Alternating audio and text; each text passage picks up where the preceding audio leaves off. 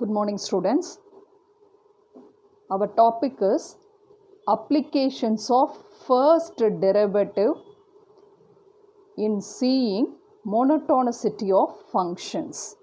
So, using first derivative, we can find the monotonicity of function. So, monotonicity of function, what it is? Its behavior of increasing or decreasing. So, monotonicity of functions or its behavior of increasing or decreasing. You look at the diagram. So, I have taken f of x is equal to modulus x. I have taken modulus function. Okay, you see that the green color line is the graph of the modulus function.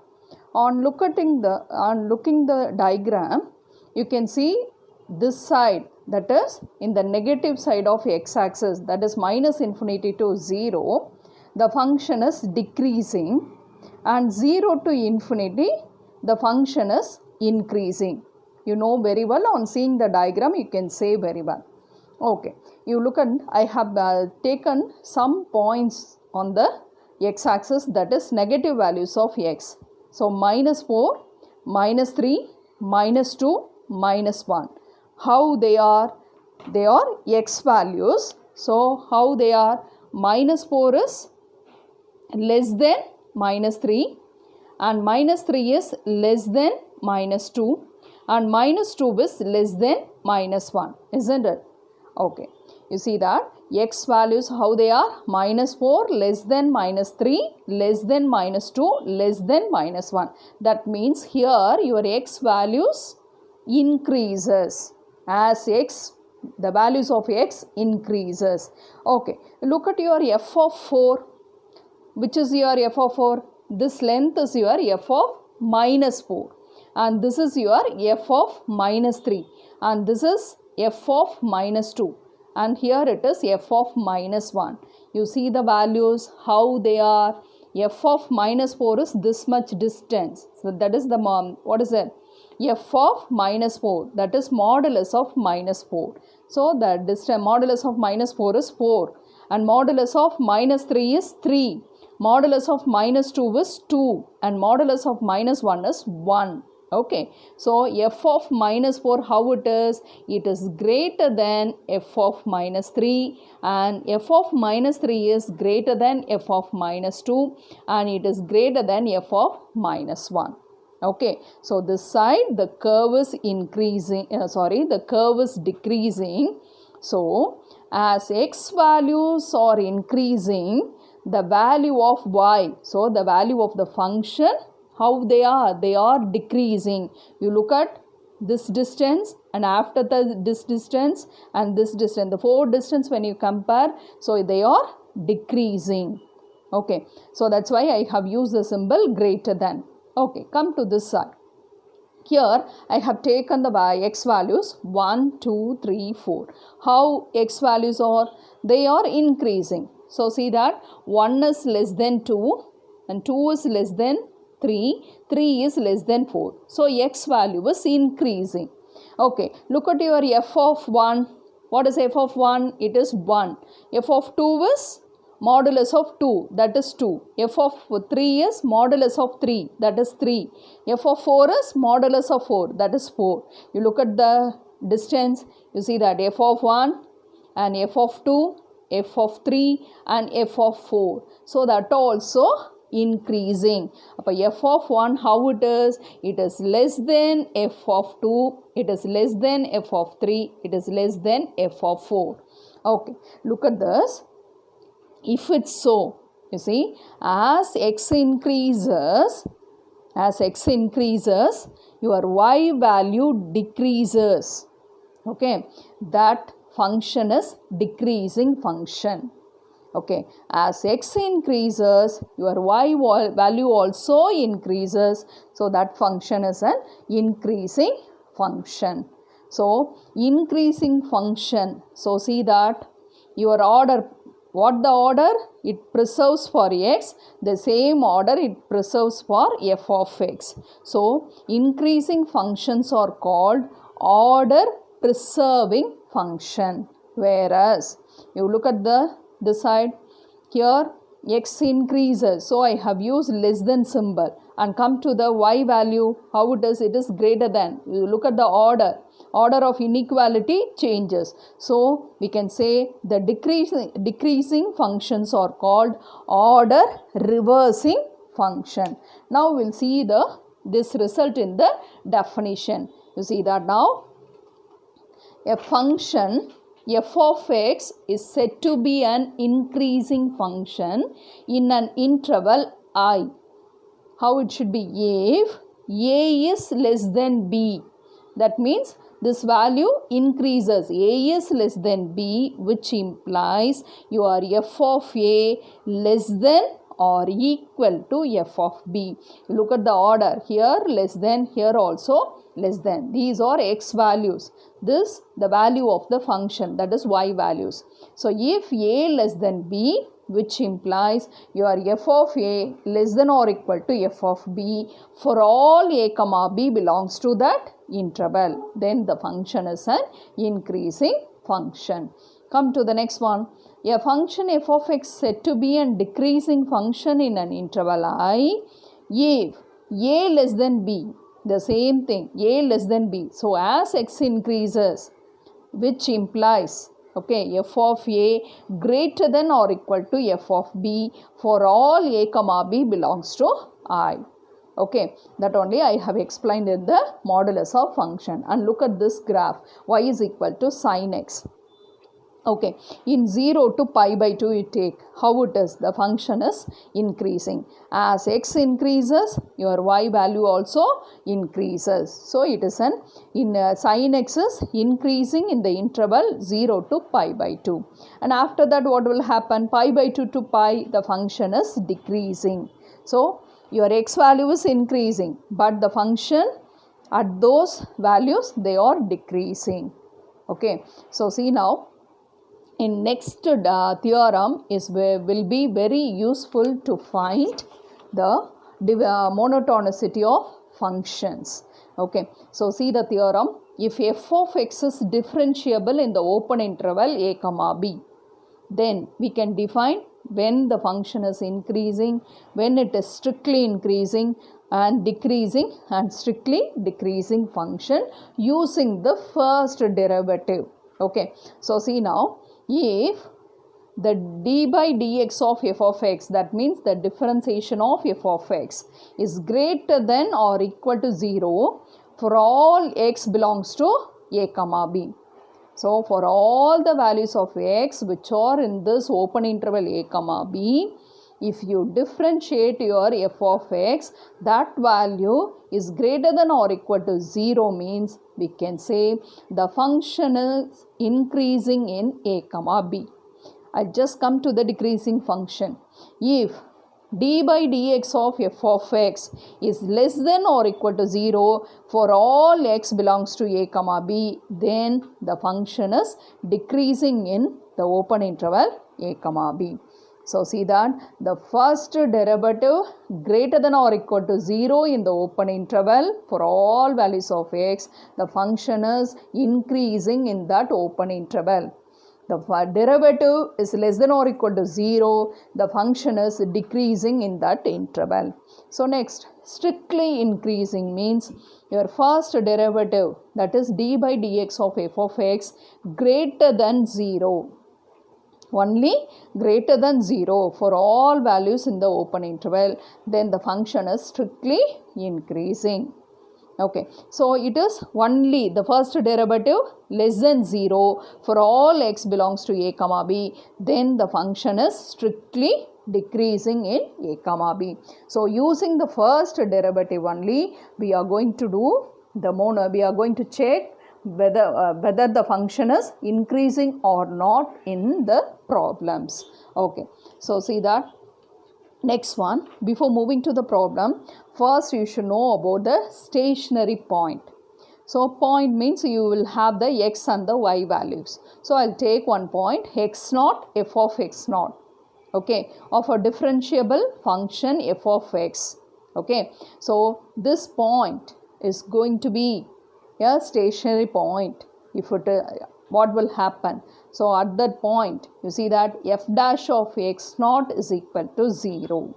So the stationary points or the points at which the first derivative is equal to 0, that point is called the stationary point. Okay, so next we are moving to the next point, critical point. So the critical point of the function f of x at which the first derivative is equal to 0 or the first derivative does not exist. Okay, you see that there is a difference. Stationary points means the first derivative at that point is equal to 0. But critical point means the first derivative at that point is equal to 0 or the first derivative does not exist. You see now a critical point x naught f of x naught of a function f of x is where f dash of x naught is equal to 0 or f dash of x naught does not exist. Okay, you see, we can say every stationary point is a critical point. So what are the stationary points we are finding? They are all so called the critical point. But the critical point, all critical points need not be a stationary points, because in the critical point, in two ways we can find. Either the first derivative is equal to 0 or the first derivative does not exist. So the points by taking the first derivative does not exist will not come as a stationary point. So that's why all critical points need not be a stationary points. Okay, so the next topic is absolute maxima and minima. You see that I'll consider a function f of x. Okay, I'll consider a function f of x. So I'll take a point that is x naught. Okay, in the domain. Domain means it's an interval where the function lies. Okay, you see the sentence. Let x naught be a number in the domain D of a function f of x. F of x is a function. So in that we'll take one number, that is x naught. And if you substitute this x naught in this function, that value is called f of x naught. That you can say f of x naught means the value of the function at the point x naught. Okay, so f of x naught is the absolute maximum value of f of x. So f of x naught is the absolute maximum value of f of x means if your f of x naught is greater than or equal to f of x for all x belongs to D. What's the meaning? You are going to say f of x naught is the absolute maximum of the function in the domain. Now, how the point should be? The value should be greater than or equal to, it is the value of the function at the remaining points in the interval. That means f of x naught நீங்க absolute maximumனு சொல்லணும்னா, okay, அந்த value remaining values, remaining points la find out பண்ற values விட how it should be greater than or equal to. Got it clear? So f of x naught, if you want to say its absolute minimum value of the function on the domain, if f of x naught less than or equal to f of x for all x belongs to D. This is, you are going to say f of x naught is the absolute minimum value means the value of the function at x naught should be less than or equal to the value of the function at the remaining points in the interval. Okay, so absolute maximum na and the value da ella value விட அதிகமா இருக்கணும் அந்த interval. If you want to say some values, the absolute minimum means that is the value should be less than or equal to the value of the function at the remaining points. Okay, you see the diagram. Here I have taken the interval that is minus infinity to plus infinity. So I have drawn the curve. You see that the minimum value, so it is obtained here. So it has a minimum absolute minimum. But this curve has no absolute maximum. It goes on. It's open upward. So it goes on. As x increases, y increases. It goes on, increases. So in the infinite open interval, this function has absolute minimum, but it has no absolute maximum. So the same infinite open interval, that is minus infinity to plus infinity, you see that the curve takes absolute maximum at this point, okay, and absolute minimum is here. So this curve has absolute maximum as well as absolute minimum on the open interval, infinite open interval, minus infinity to plus infinity. But here the curve has no absolute maximum, but it has an absolute minimum. So in the continuous curve may or may not have absolute maximum and minimum in infinite open interval or finite open interval. Okay, irukkalam illamalum irukkalam absolute maximum and minimum enga infinite open interval or finite open interval. But you see this curve, see the diagram, you see that it is a continuous function. Okay, it is defined in the closed interval a comma b. You look at the interval, it starts from a and it ends with b. So the function is drawn in the closed interval a comma b. அப்போ டெஃபினட்டாக it's a starting point, it's a ending point அப்படின்னா definitely you will have a maximum value here and a minimum value here. So we can say a continuous function must have both an absolute maximum and absolute minimum on every closed interval. So the interval is closed. If we have a closed interval, definitely the continuous function must have both an absolute maximum and absolute minimum. So that is explained in the extremum value theorem. You see that if f of x is continuous on the closed interval a comma b, how the function should be continuous on the closed interval a comma b, then f has both an absolute maximum and an absolute minimum on the closed interval a comma b. May be asked as one word. So the theorem is extreme value theorem. Okay, you see that.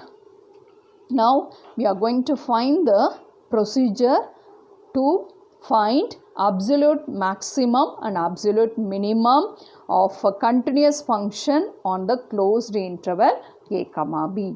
You see now procedure for finding absolute extrema. Extrema means maximum minimum of a continuous function f of x on closed interval a comma b. Your first step should be find the critical numbers of f of x in the open interval a comma b. What is a critical number? I have explained critical point. So critical point at which the first derivative is equal to 0 or first derivative does not exist. So in both the way you have to find the critical points in which interval? Open interval. You need not worry about a and b. Okay. So and what you have to do after finding that, evaluate f of x. That means evaluate f of x means you have to find the value of the function at all the critical numbers and at the end points. So what are the critical numbers you have found, and the end points a and b has to be substituted in f of x. Okay, so after finding that, the largest is called the absolute maximum and the smallest value is called the absolute minimum of the function on the closed interval. We'll see the exercise 7.6. First problem.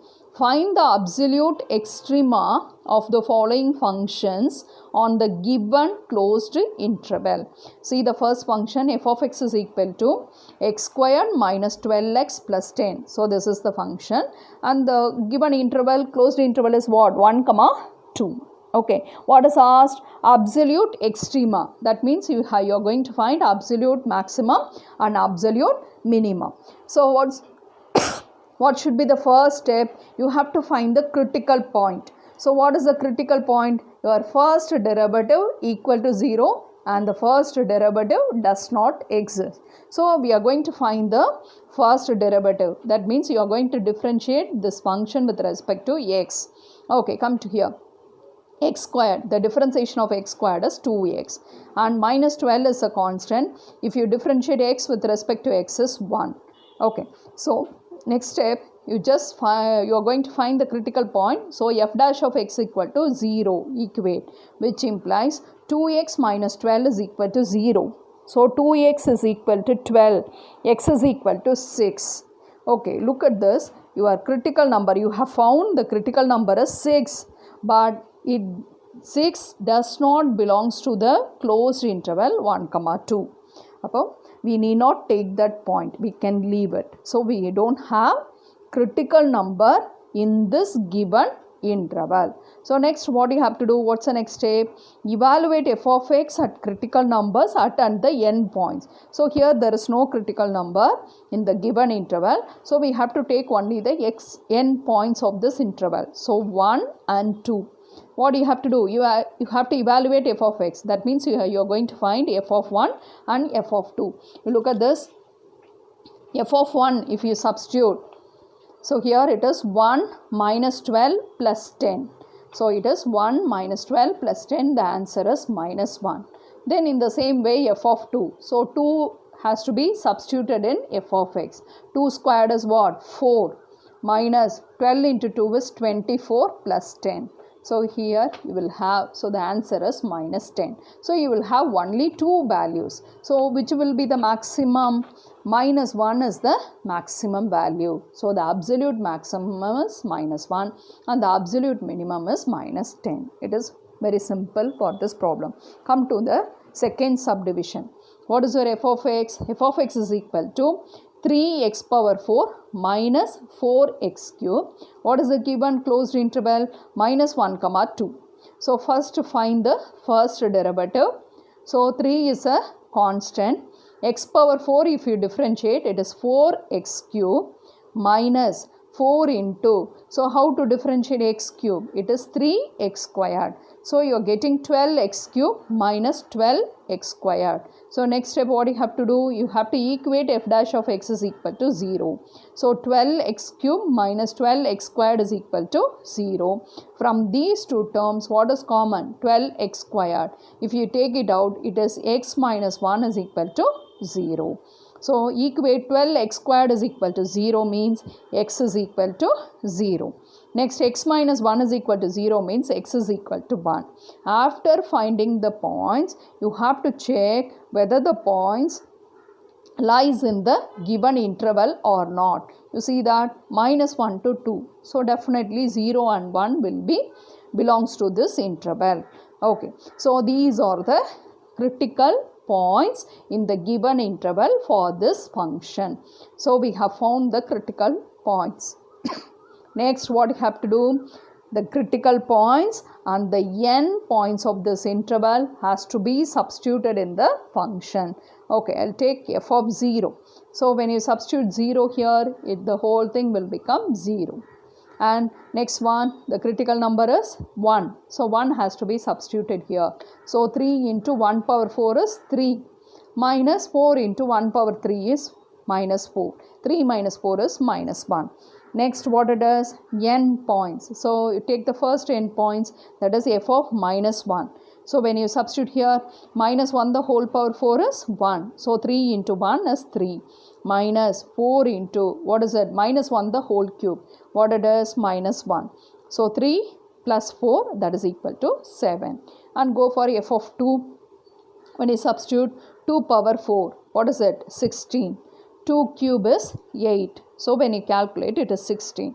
So what are the values you are getting? One is 0. Another one minus 1. Another one 7. The next one is 16. You see the 4 values, which is the maximum one, that is 16. So the absolute maximum is 16. Which is the least value? That is minus 1. So the absolute minimum is minus 1. So we'll go to the